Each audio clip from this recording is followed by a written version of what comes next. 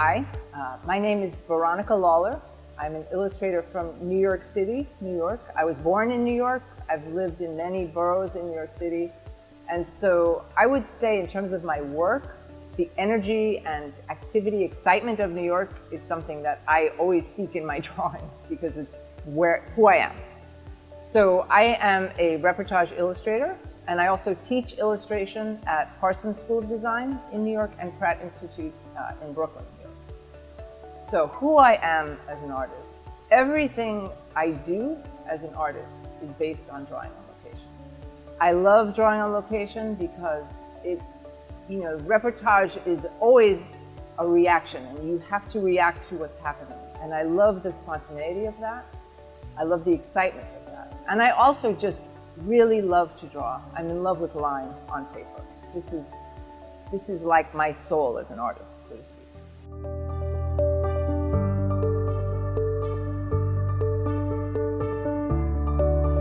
I decided to pursue illustration as a career because first of all, because I loved to draw. And to be honest, when I was leaving high school and I was applying to art schools, I really didn't know what illustration was as a field.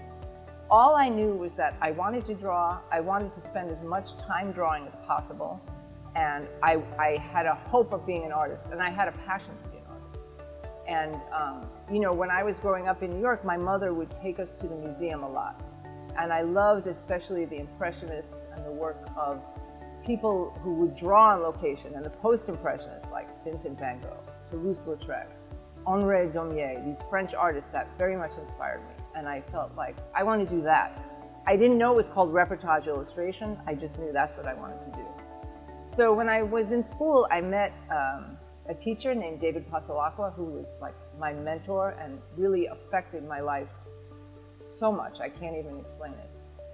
And he saw that I loved to draw, and he sort of, I would say, he introduced me to the art of reportage illustration. And he said, Ron, he called me Ronnie, Ron, you can do this for a living, and you can go out and you can draw and do this thing that you love, and you can earn a living at it, because that's what I did.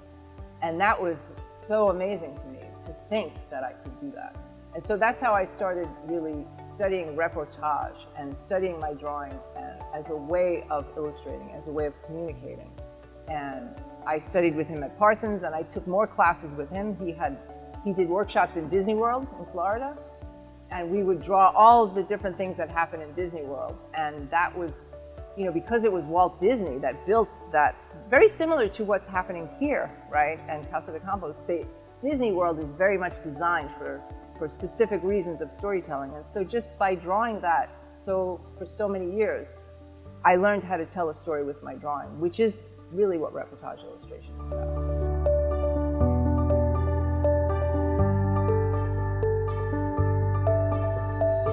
So my parents, they're supportive always of me as a person, but they were very nervous about me going to art school. Like probably everybody's parents, they wanted me to earn a living. You have to earn a living. And I remember very well, my mother, who also actually is an artist herself, but she wanted me to minor in accounting, right, and major in art, and I was like, no, I'm not going to do that. I can't do that, because that's going to take me away from my passion, which is art, which is drawing, really drawing. So this was my plan in school. I was very lucky. I was the recipient of a partial scholarship, and I was able to go to Parsons, which was where I really wanted to go. And I thought, okay, I will draw for 4 years at Parsons. That's the dream, and I'm going to do that. Then I could travel around America, and I was working as a waitress at the time to make money. And so I thought, I'll go to a place, I'll find a job as a waitress, and I'll draw that place. Then I'll go to another place. And this was the plan I had in school. And again, my parents were very nervous about this plan, but I was like, don't worry, I got it, And so that was the idea, and I really didn't think beyond that. I just had this passion to keep drawing. And so the challenge, what is the challenge of that? So as I was saying, I got into school, I met Dave, and he taught me that, I didn't have to be a waitress and draw. I could actually draw and earn a living at it. And so it's been a really exciting career. And I would say the biggest challenge for anyone who's working as a reportage illustrator is that sometimes when you get to a location for a client, it's not very exciting. And a lot of the times they will hire you because they need that theatrics and excitement, and they need you as the artist to bring that theatrics and excitement. And that's where all of the things that we're talking about in this workshop now come into play. Design, picture making, marks, graphics, theatrics, point of view. You create that excitement through your own sense of design and what you bring to it. I had a job one time I thought was going to be a very exciting job, right? For this pharmaceutical company that was developing a vaccine for HIV, for AIDS. Right? Wow, I was like, this is going to be amazing. And in my mind's eye, I saw this movie with like scientists running around and, doing potions and smoke, like in a way, I was very naive, right? Like, it's going to be insane. And when I got there, it was a big empty lab and one person going like this. And so, wow, how do you make that interesting? We design, right? And so then I went back to all of these things that we talk about, and extreme design, and make it exciting, and make it theatrical. So that to me is the biggest challenge as a reportage illustrator, is to bring that all the time.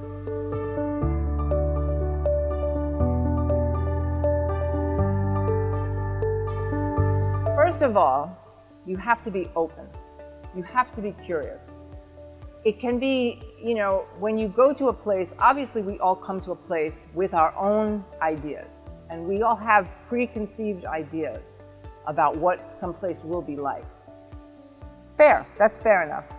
But then when you get to a place, you have to look and listen to what is happening. Talk to people, investigate, spend time there. This is what I love about reportage illustration, is you spend time in a place and you become part of a place. And you have to be willing then to change your mind a little bit. Does that make, you know what I'm saying? And so I think that's super, super important to any reportage illustrator, so that you can, to find the essence, you have to be willing to accept what that essence is. And then you can amplify it. Actually listen, yeah. And be curious. Don't take things at face value. Look behind the doors, so to speak. Yeah.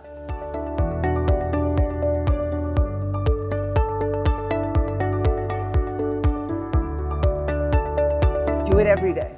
Draw every day is the most important thing. And even, sometimes you may feel like, I don't have anything interesting to draw. Draw anyway, because once you put that pen down on the paper, or pencil or crayon or whatever, you become interested. And as illustrators, we think through our hands, right? So if you do it every day, it's like a muscle, right? And you train that muscle.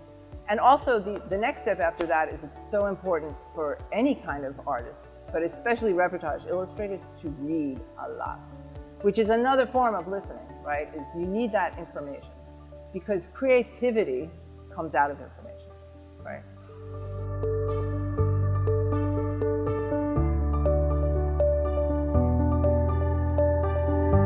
Look at books, look at other artists. You need to, it's important for all artists, but especially young artists when you're training, to be almost like a visual sponge. Your eyes have to grab everything.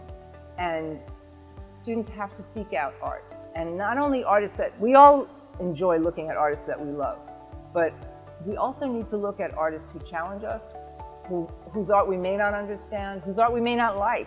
But all of that is like, I call it filling the well.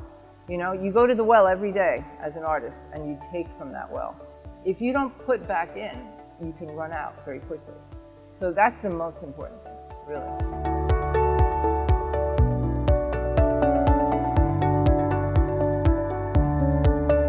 Hi, chavoneros. The message I would send to you is, believe that it's possible, because it is. Act like it's possible, because it is, and follow your passion. And, you only get out of anything what you put into it. If you believe it and you follow it and you have the drive to do it, the business is going to find you. It can sometimes seem, and I remember when I was a student, it can seem like impossible, and it almost seems like magic. When you see someone who is out there doing work in the business, it's like, how did they get there? And if you just like focus on your goal and work toward that goal as if it's already here, it's going to happen. And the business finds you, because the business needs new voices. It needs new talent. It's waiting for you, but you have to bring it, right? You have to bring it, and trust that. Trust what your drawing is telling you, trust what your heart is telling you, and follow through. And it's waiting for you. It's really that, and that's really the truth. And I've been teaching now for over 20 years.